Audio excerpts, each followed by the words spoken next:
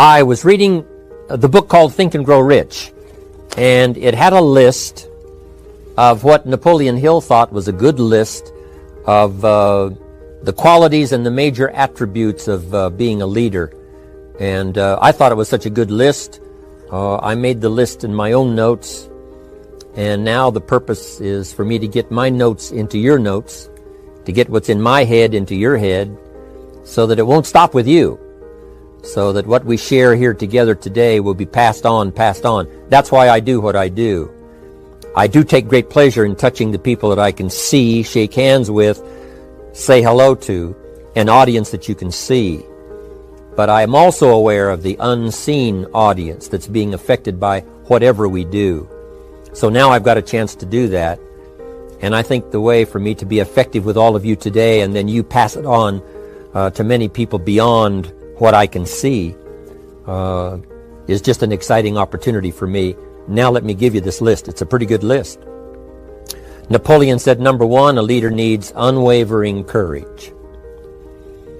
And I don't know if I totally agree with the unwavering part of this or not, because sometimes our courage does waver a little. Bend but not break. Courage mounts up, and then sometimes we have the doubts that creep in, and we reach a little deeper to find that courage that overcomes our doubts and our fears. So I would probably debate a little bit with Napoleon on this unwavering courage, because sometimes courage does waver. But as long as it stays, as long as in the end there it is to serve you, the courage to do what you didn't think you could do, the courage to step into territory that might be a little unfamiliar, the courage to talk to somebody you don't know, the courage to attempt conducting a meeting, the courage to give your first testimonial, the courage to, solve problems you couldn't solve before, that kind of courage. The courage to stand up when it's sort of dark in your corner, the courage to do it when it isn't going your way, seemingly. The courage to try to have a good day in the midst of a bad day. That kind of courage. Wavering a little at times, yes, because we all have doubts that attack us. We all have small fears that creep in. That is the nature of life. But that's what faith is all about. That's what courage is all about. To serve us when our doubts will not serve us well. Faith to overcome fear, and courage to overcome our doubts. But that is a good quality, a good attribute for a leader, and that's unwavering courage.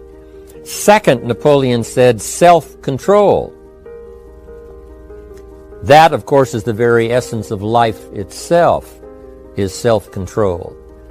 Because we all have this warfare going on. It's going on in the world, the warfare between liberty and tyranny. In our own body, the warfare between health and illness. The struggle is on.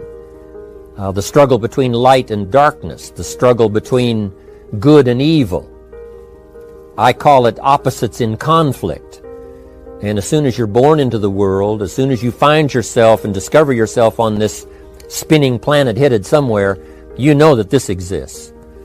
To be a civilized society, we must drive the dark side of our nature into a small corner and let the positive side flourish. Early, we must learn to exercise self-control. Power is a wonderful thing, but it must be exercised properly. It must be exercised to benefit and not to destruction. So self-control is certainly necessary to be a strong leader, so that you can become the best example. The example of having your temper well managed, to having that dark side of your nature under control. The best example of choosing wise words and not being careless, that kind of control. Control of your appetite, control of your desires, so that they fit into the positive side of life and not the negative side. Self-control, very important. Then he said a leader must have a keen sense of justice. How very true. Justice we become familiar with, even when we're small. When certain things that happened or were done to us that we something told us that wasn't right. Someone did us wrong. We have that sense of right and wrong, and it starts very early. Then we have to have that sense of utilizing what's right and what's wrong so that we develop this sense of justice, this sense of being fair, this sense of being on the positive side, on the right side. To minimize a person's mistakes, they need to have this sense of justice. We have to have justice when we're building an organization. You know, what's fair, what is a good balance. The marketing system that Mark put together has to be fair for everyone. If you have a customer and you take care of that customer, someone else cannot come along and take that customer. The same is true with the distributor. Certain rules and regulations so that all of us have a chance to fit within this framework of fairness, justice, and what's right. Otherwise, enterprise cannot work. Otherwise, we have what we call, in a political sense, anarchy, where there is no justice. When might is the order of the day, power is the order of the day, not the law, not the rule, not what's right, but power. And we would all dismiss that. It's been a catastrophe in the last 6,000 years, the governments that resorted to power instead of democracy, that resorted to intimidation instead of freedom. And we all know the terrible toll that takes. But it takes a toll not only politically in a country or politically around the world, but it takes a toll even in enterprise. It takes a toll in school if a teacher is unfair. It takes a toll in working on a team where someone is unfair, or where the leadership is not fair in the administration of justice. So this is true. A keen sense of justice and what's fair and what's right. Part of this we have to learn as we go. You know, you don't have it all the first year. You haven't got it all the second year, the third year. After all the years that I've, been around, both as a human being and as a business person, we're still, even at these years, trying to decide what's best, what's fair, what's right, to give balance to our life and to build on a firm foundation for the future. So I agree with Napoleon. Good idea. A sense of justice. Here's another one, he said. Definiteness of decision. Indecision is the thief of opportunity. If you don't decide, the opportunity could slip away. If you don't decide what you're going to do today, the day could get away and you're not very effective. I talked about in my recent travels about time management. Here's one of the best ideas of time management. Don't start the day until you have it finished. Is it possible to finish the day before you start it? And the answer is yes. If you don't finish it to the best of your ability, have some idea, some good plan, sure enough, the day escapes. And in the morning you say, let's see, what should I do now? In the afternoon you say, hey, time's getting away from me, what should I do now? And now most of the day is lost.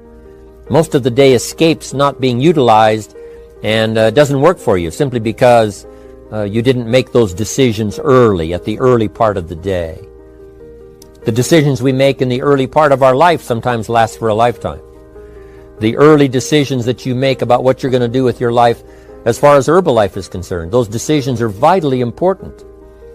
If you neglect them and don't make them, sure enough, the time passes and the opportunity sometimes is diminished, and sometimes you spend a lot of time now catching up simply because you didn't make those early decisions.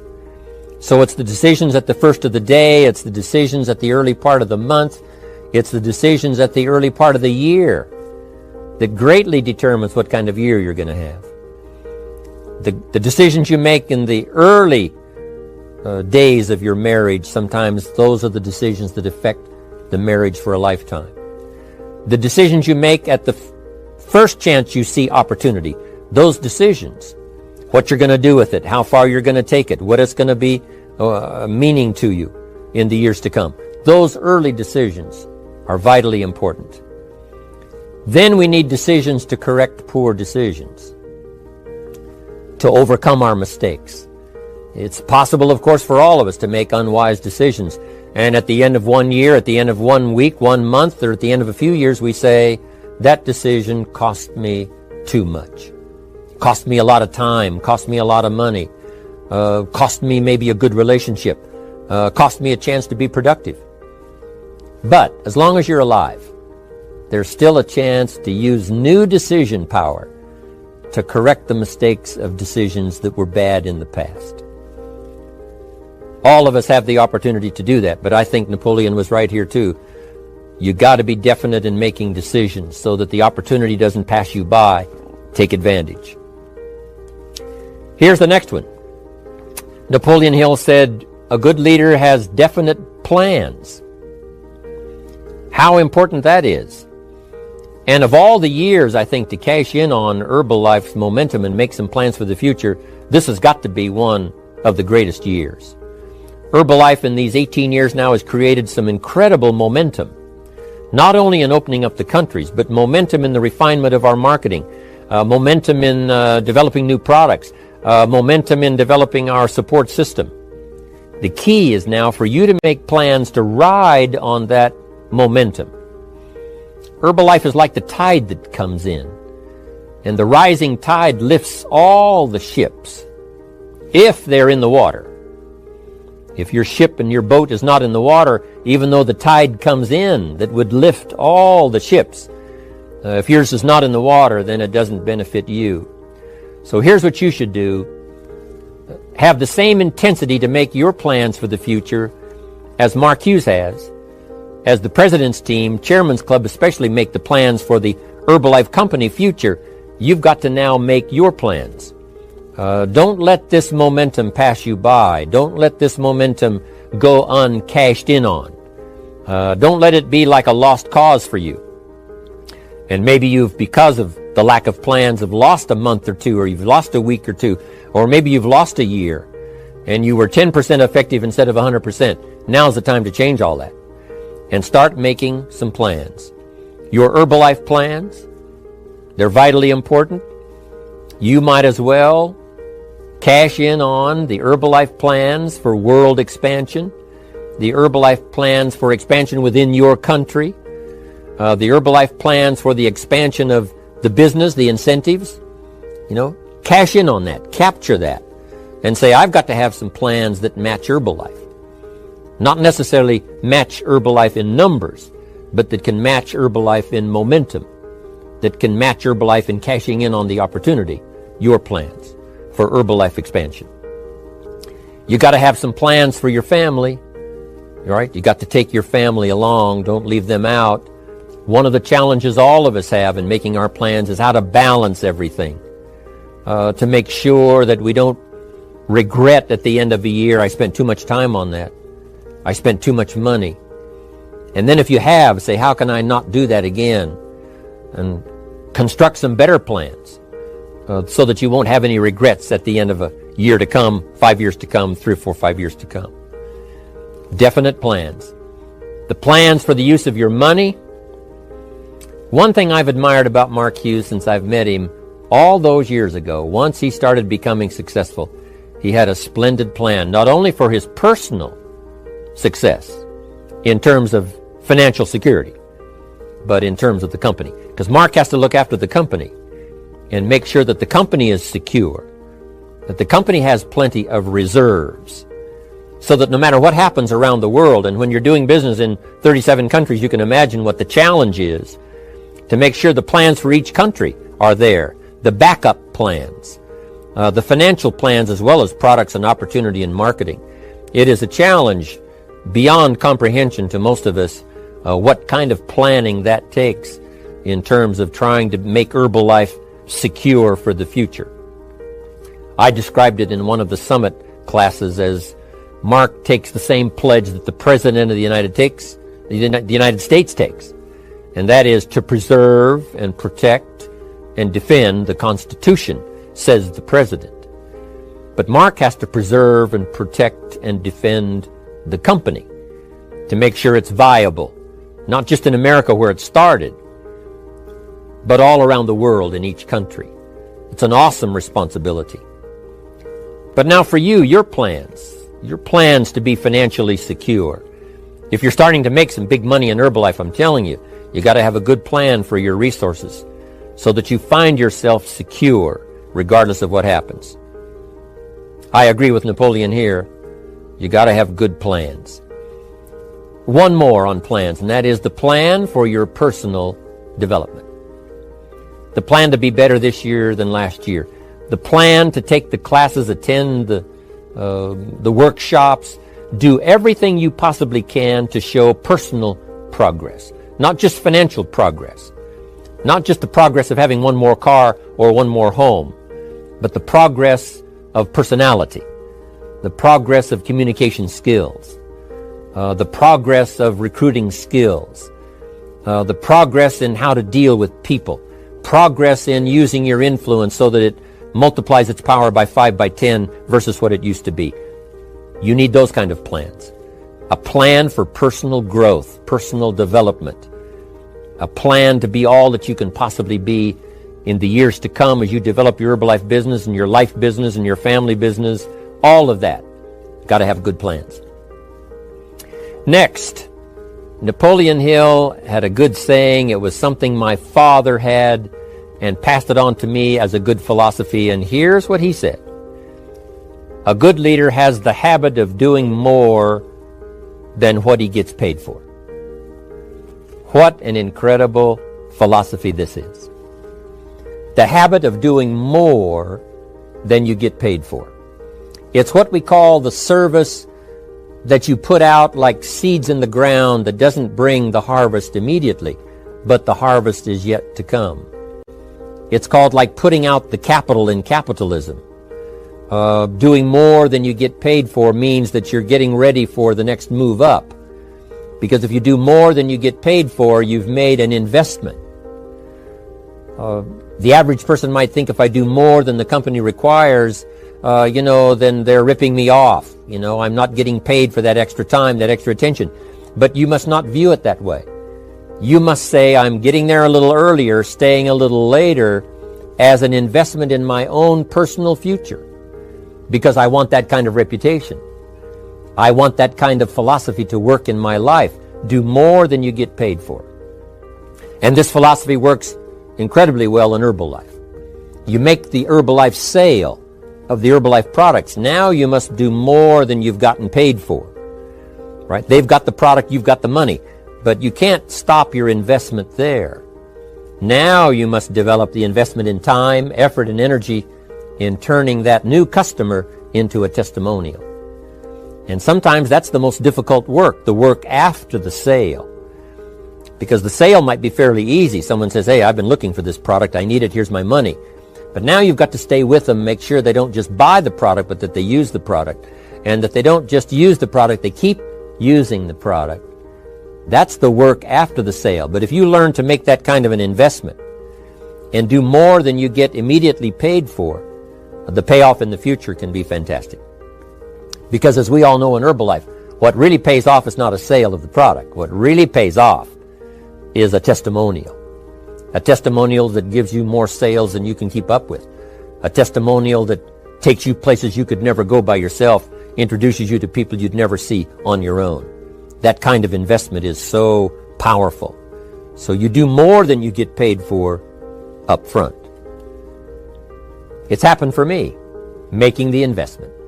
When I first started lecturing 36 years ago, I talked to high school classes, college classes, service clubs, and I gave it all away.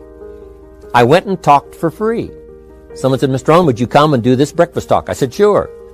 Could you do this luncheon talk for this service club? I said, of course. And all of that in the beginning was for free.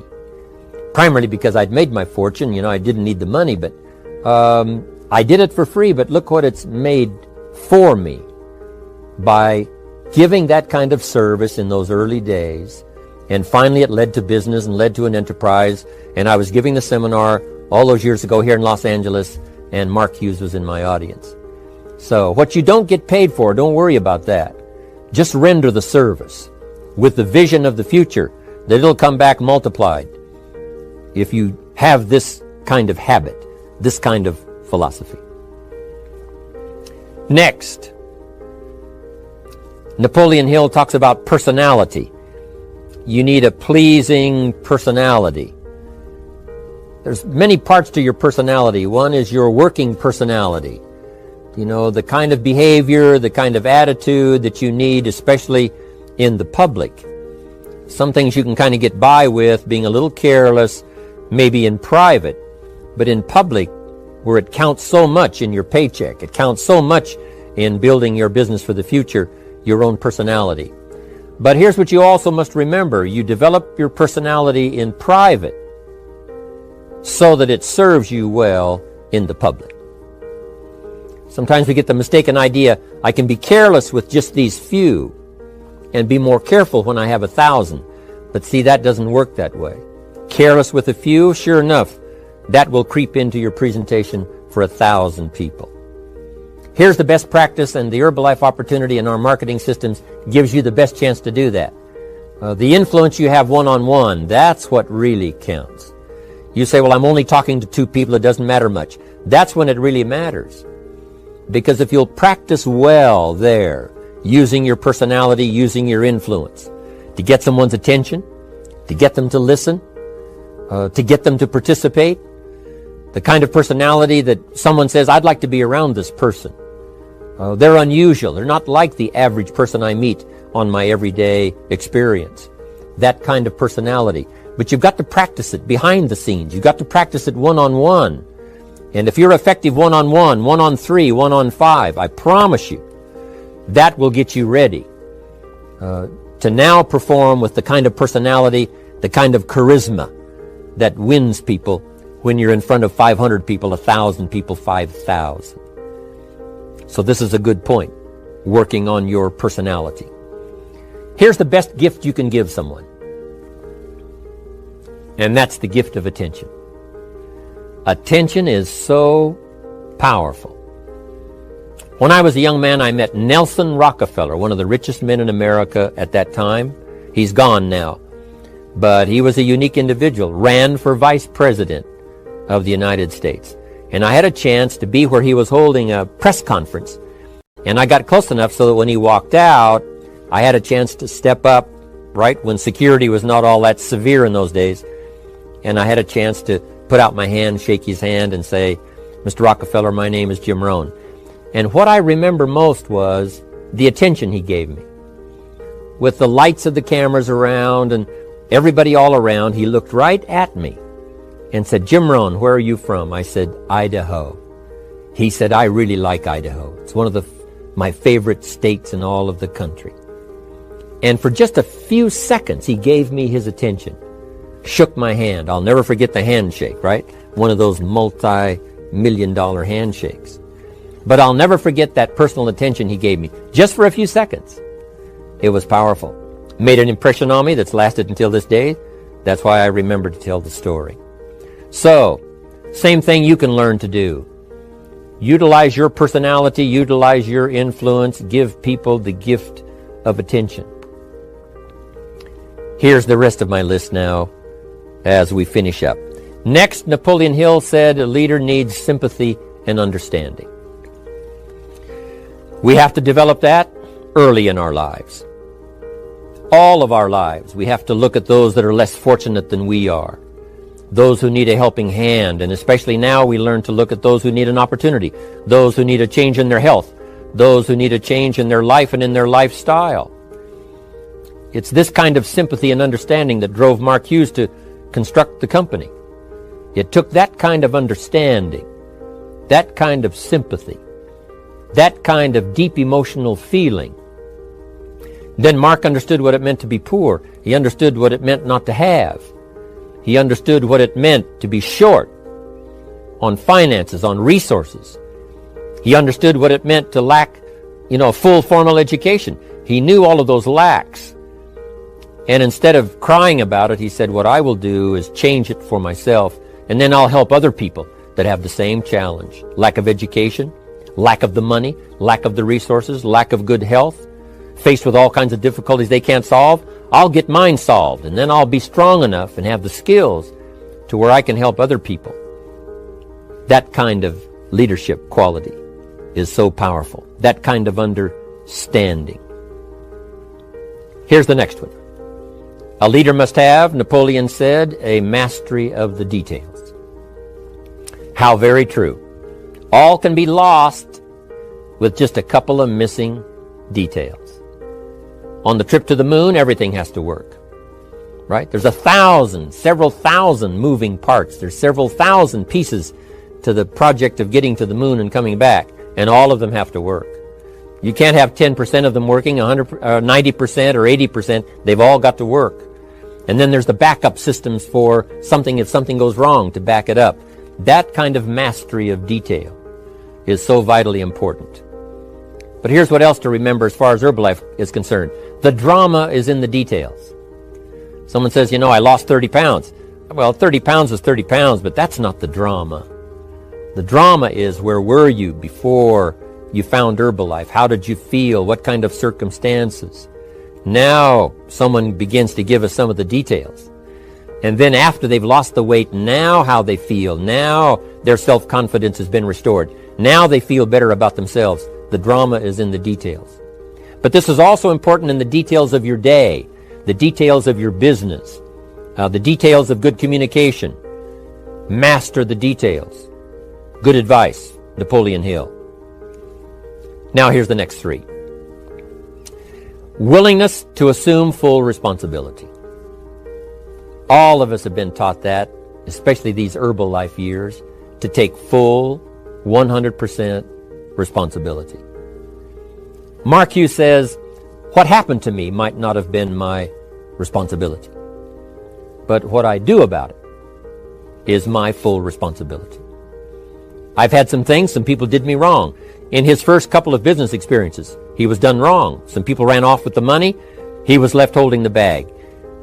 But he said, that's what happened. And I was not responsible for what happened. But I am responsible for saying to myself, now, what am I going to do about what's happened? If a hailstorm destroys the farmer's crop, he wasn't responsible for that. But his responsibility now begins when the hailstorm is over, when he asks the question of himself, what should I do now? Now that this catastrophe is over, now that the damage is done, now what should I do about it? And a philosophy I've taught all these years, it's not what happens to you that determines your future. It's what you do about what happens that determines your future. And this is a major part of it, accepting full responsibility. If you've got an organization, you're conducting meetings, and you're the leader, the responsibility ends with you. Someone else may mess up, make some mistakes, still your responsibility. Some things over which you have no control, understandable. But what you do about it now, how you fix it, the diplomacy you use, the strategy you use, that's the kind of responsibility now that depends on you. Also, you've got to be responsible for your future. Nobody's going to fix it. No one else is going to design it. No one else is going to come along and say, hey, I will make sure it all works well for you. You've got to take all the input. You've got to take all the testimonials, all the teaching, all the training, all the influence. Then you've got to have the responsibility of designing your life. You can design a life of prosperity, or you can design a life just to coast and get by. The responsibility belongs to you. Now here's the last two. Next is cooperation. One of the great things we learn in Herbalife is how to cooperate so that we take advantage of each other's ideas, we take advantage of each other's input, we take advantage of each other's enthusiasm, we take advantage of each other's testimonial, and we take advantage of each other's willingness to grow. That kind of cooperation has built Herbalife. In those early days, Mark got the group together. Jerry Shatanovich, Doug Stuntz, the rest, and made some plans to cooperate. Said, no telling what kind of powerful meetings we can have if we work together. No telling how many people we can affect, even right away, if we work together. You do this part, you do this part, I'll do this part, we'll make it work together, and we'll get the ball rolling. There's an ancient phrase that says, if two or three agree, nothing is impossible. If they agree on the same project, if they agree on the same vision, if they agree on how to get there, I'm telling you, nothing is impossible. Nothing can stand in their way. Just two or three. What's exciting about Herbalife is now we have more than two or three. The president's team now is well populated. Even the chairman's club is growing. The millionaire team is awesome in its numbers as well as in its power. And the cooperation between all of us on the tabulator teams, as distributors, home office, support staff, 15th floor, wherever we come from. If we cooperate, there's nothing we can't do. There isn't anyone we can't touch. There is no country we can't finally get to with this incredible story. Cooperation. That's why I'm here, wanting to do my part, HBN, send out some ideas, give you some notes to take, something to think about and ponder, something to talk about with the people that you associate with and are building your business. That kind of cooperation is going to make this a powerful year. It'll get us to the 2 billion, 3 billion, 5 billion. But it'll get us to much more than just those numbers. It'll get us to a place of honor, respect, prestige, influence, feeling good about ourselves for the hard work that we're doing, cooperating with each other. I want to cooperate with you, helping build your business. All of us cooperate with the support system of Herbalife. We're on our way. We will have the billions. We'll have the stories. We'll have the experiences. Now here's the last one. Napoleon Hill said, a major attribute of leadership is vision. Vision is in many parts. One, a vision for your own course to follow. A vision for you, for yourself. A vision for your financial future. A vision for your health. A vision for your wealth. A vision for you to latch onto and make something out of. A vision for your family. Because vision must now lift others as well as ourselves. Guess what our family is counting on? That we'll be able to see things that at first they cannot see. That we'll be able to look further into the future than perhaps they will be able to look. The same is true with your organization, the people that are around you. They're counting on your vision. Perhaps you've been there a little longer than they have. Maybe you've been there a lot longer than they have. And they will look to you to help them see things that they can't see in the beginning. And if you will do that, develop that attribute of leadership, I'm telling you, you'll have such a dramatic effect on your organization, it will be unbelievable. A vision for yourself, a vision for your family, a vision for your organization, a vision for the people that you're close to. The old prophet said, without vision, we die. We perish. Unless we can see into the future, life loses its meaning. Unless we can look further than just where we are at the moment, then we have no reason for faith, no reason for activity. But if we'll develop this skill, beyond any other skill, I'm telling you, it will help us touch people. Because they'll want to be around us. Because we have this look into the future. Not only the short-range vision of what we're going to do this week, this month, this year, but the long-range vision like Mark has, taking us to the 5 billion. You can have a vision that will take your organization into the future and bless everybody with success.